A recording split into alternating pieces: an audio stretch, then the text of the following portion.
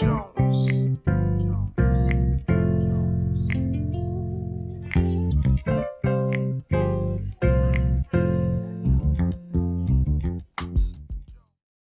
Bienvenue dans ce nouvel épisode de Sa parole et moi. Bonjour à toutes, bonjour à tous. C'est une joie pour moi de vous retrouver dans ce nouvel épisode. Il s'agit du premier de l'année 2022. Donc je profite de cette occasion pour vous souhaiter une excellente année, si je n'ai pas encore eu l'occasion de vous le faire dans d'autres circonstances. C'est une période de l'année où nous prenons de nombreuses résolutions. Faire du sport, lire ma Bible, être plus attentionné, plus organisé et bien d'autres encore, la liste elle est longue. Cependant, les statistiques montrent que plus de 90% de ces réalisations seront mis de côté ou oubliées au bout de 2 mois. Nous avons tous de très belles ambitions, mais malheureusement, on ne les accomplit pas. Aucune équipe, par exemple, ne commence le championnat avec pour ambition de finir dernier du championnat. Personne n'écrit un livre ou ne compose un chant avec pour objectif qu'il ne soit lu ou écouté par personne.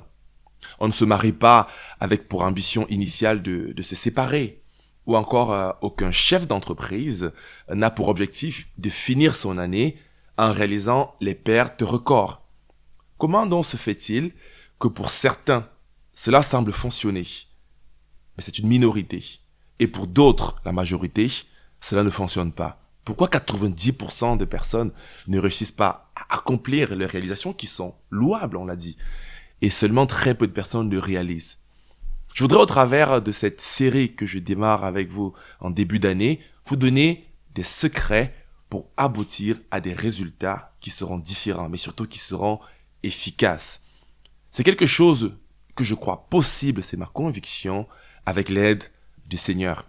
Et le secret pour le faire, c'est de développer des habitudes qui vont changer votre vie. Et donc, c'est le titre de cette série, des habitudes qui changeront votre vie. Alors, on va lire quelques textes. 2, pour commencer. 2 textes, Josué chapitre 1, verset 8. Certains d'entre vous le connaissez. Il est écrit que ce livre de la loi ne s'éloigne pas de toi. Médite-le jour et nuit, afin d'agir avec fidélité, conformément à tout ce qui y est écrit. Car c'est alors que tu auras du succès dans tes entreprises, c'est alors que tu réussiras. Mais également, ce second texte, dans le psaume chapitre 1, du verset 1 au verset 3, c'est un psaume, un passage que j'affectionne particulièrement. Il est écrit « Heureux l'homme qui ne suit pas le conseil des méchants, qui ne s'arrête pas sur la voie des pécheurs, et ne s'assied pas en compagnie des moqueurs, mais qui trouve son plaisir dans la loi de l'Éternel, et la médite jour et nuit. Il ressemble à un arbre planté près d'un cours d'eau. Il donne son fruit en sa saison, et son feuillage ne se flétrit pas. Tout ce qu'il fait lui réussit. » Amen. Ces 2 textes ont une promesse identique. Réussir dans ce que vous entreprenez. Mais elles y mettent quelques conditions, notamment celle de méditer jour et nuit la parole de Dieu. Elles donnent aussi d'autres conditions, comme le fait de demeurer en compagnie des bonnes personnes et d'éviter les mauvaises compagnies. Mais ce pourquoi je voudrais attirer votre attention plutôt, c'est de pouvoir méditer jour et nuit. On y voit ici le principe des habitudes quotidiennes. Une habitude, c'est quelque chose que vous faites de manière quotidienne, au point qu'elle soit intégrée dans votre nature. Par exemple, pour certains, vous avez l'habitude de vous brosser les dents chaque matin. C'est une habitude que vous faites tous les jours. Cela est devenu un réflexe. Il fait partie intégrante pour vous, de votre humanité et de votre nature. Pour d'autres, c'est de se laver chaque matin ou chaque soir. Il s'agit souvent des choses qui sont devenues en quelque sorte des automatismes chez nous. Et ce sont ces automatismes-là qui bâtissent notre vie. John Maxwell, un spécialiste des questions du leadership dans le monde, de manière reconnue dans le monde entier plutôt, dit qu'il suffit de voir les habitudes chez quelqu'un pour prédire son avenir. Un autre, Craig Gorshel, un pasteur qui a de nombreux fruits, comme notamment l'application Bible YouVersion que vous connaissez, car des centaines de millions de personnes dans le monde l'ont utilisé et l'utilisent au quotidien, dit que ceux qui réussissent font de manière consistante ce que ceux qui ne réussissent pas le font de manière occasionnelle. En d'autres mots, vous et moi, on fait un certain nombre de choses, mais on le fait de manière occasionnelle. Alors que ceux qui réussissent font la même chose que vous et moi, nous le faisons de manière quotidienne. Cependant, ils le font de manière consistante et persistante avec discipline. Ce qui pourra donc faire la différence dans ta vie cette année, ce sera de construire des habitudes. Pas d'en inventer forcément, mais de transformer ces choses importantes, mais qui sont sporadiques dans notre vie, en de véritables pratiques qui sont permanentes, des habitudes.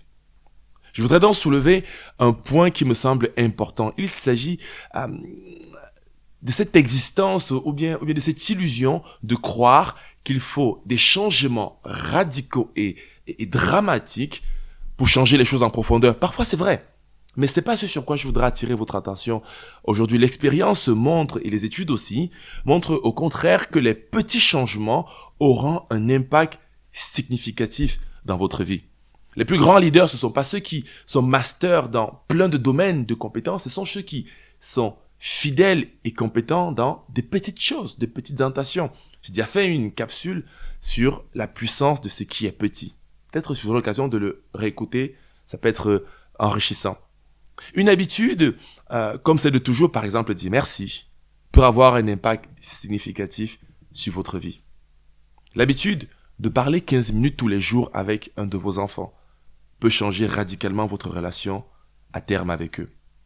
L'habitude de prendre 20 minutes tous les jours et de passer juste un moment d'échange avec votre épouse, sans parler des choses pragmatiques et quotidiennes, mais juste un temps où vous rêvez ensemble, où vous échangez ensemble, cela peut également changer la nature de votre couple. C'est important de développer ces habitudes. Le piège dans lequel nous sommes dans ce siècle, c'est le fait de tout avoir tout de suite. Il faut réaliser que vous êtes la conséquence de vos habitudes quotidiennes. Au lieu d'être focalisé sur le résultat, restez concentré plutôt sur les moyens qui vont produire ces résultats. De même que les bonnes habitudes peuvent produire des résultats remarquables, de même les mauvaises habitudes peuvent aussi produire des échecs qui seront lamentables. Négligez peut-être l'humeur de votre conjoint, une parole mal placée, une colère, et croire que c'est rien du tout, une mauvaise habitude qui continue et se développe dans 10 ans, peut-être produira par un désastre. Alors, chers amis, cette année, je voudrais que vous inviter à considérer la puissance des habitudes. Je vous souhaite de développer et d'acquérir des habitudes qui seront saines, mais surtout qui seront louables.